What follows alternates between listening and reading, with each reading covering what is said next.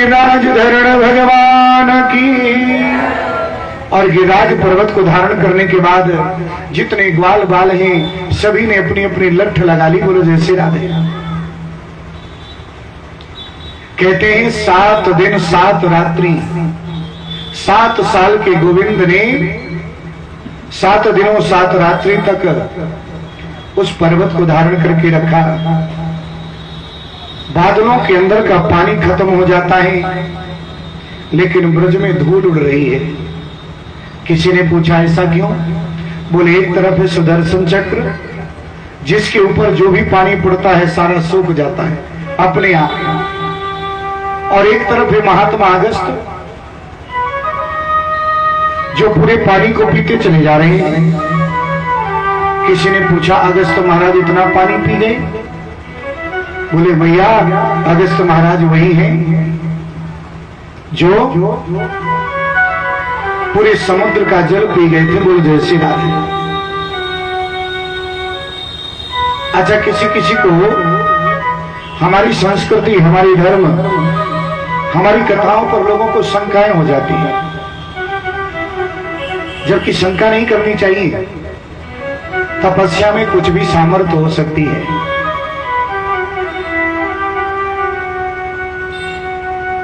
सूर्य भगवान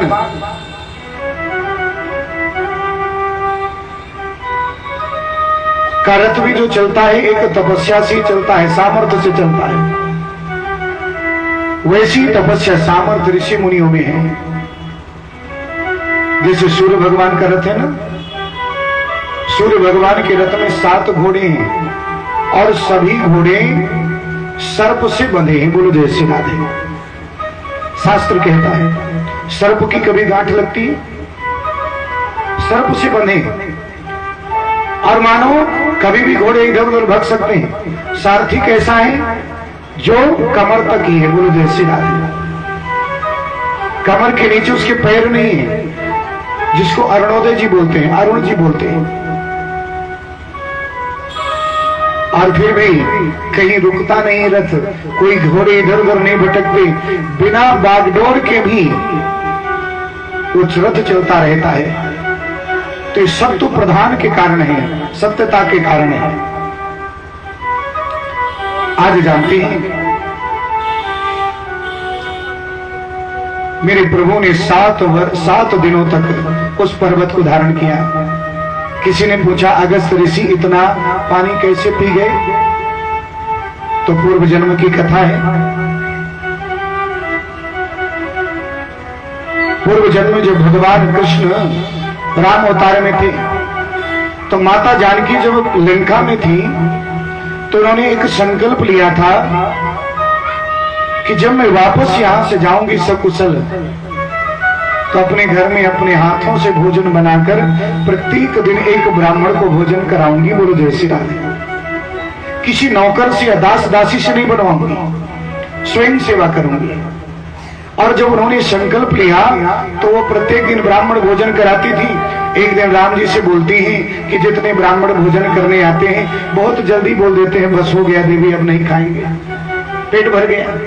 अरे कुछ ऐसे ब्राह्मण की व्यवस्था करो ना जी जिससे हम तृप्त हो जाएं कि हाँ वाह कितना सुंदर ब्राह्मण ने भोजन किया, को पेट भर के खिलाएं और जितना ज्यादा से ज्यादा बनाए सब खत्म हो जाए। बोले देवी चिंता मत करो, एक दिन ऐसा ही ब्राह्मण आएगा। और भैया एक दिन मेरे राम जी ने अगस्त ऋषि का ध्यान किया और अगस्त ऋषि भोजन में पहुंच गए। और जब भोजन में पहुंचे तो राम जी ने कह दिया देवी आज की रसोई थोड़ा डबल ट्रिबल बनाना क्योंकि अगस्त महाराज आए भोजन में। बोले ठीक है। बहुत प्रसन्न हुई माता जानकी और सुंदर भोजन बनाया। भोजन बनाने के बाद छोटी छोटी कटोरियों में सब रख दिया। बहुत से व्यंजन थे। अगस्त जी ने कहा देवी आप आज तक ब्राह्मण नहीं खिलाएंगे क्या? बोले क्यों? बोले छोटी छोटी कटोरियों में क्या रखा है? अरे थोड़ा बड़े पात्र लाओ ना।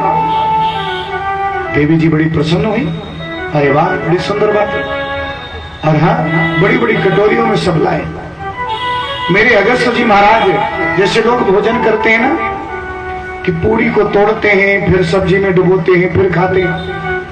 अगस्त जी ने कहा ये बेकार में झंझट कौन पाले, अंदर जाके तो सब मिल जाना है। बोलो जैसे राधे। हाँ, पूड़ियां मुंह में डाला, कटोरी सब्जी को उठाया, पी लिया। बोलो जैसे राधे। खीर उठाया, खीर पी ली, पूरी तरह से पतली खीर थी, खीर पी लिया। और जैसी ही देवी माता जानकी रसोई से वापस आई, देखती तो क्या है, पूरी थाली खाली। बोलो जैसे राधे।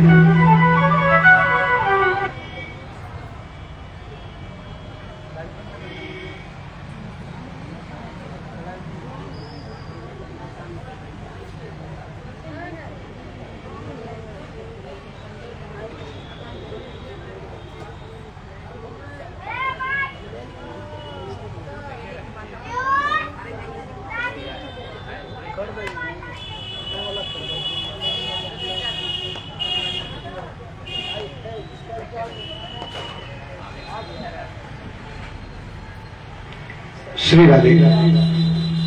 तो यानी ऐसे भोजन कर रहे हैं। अब माता जानकी जो है दौड़ दौड़ के परोसने लगती है।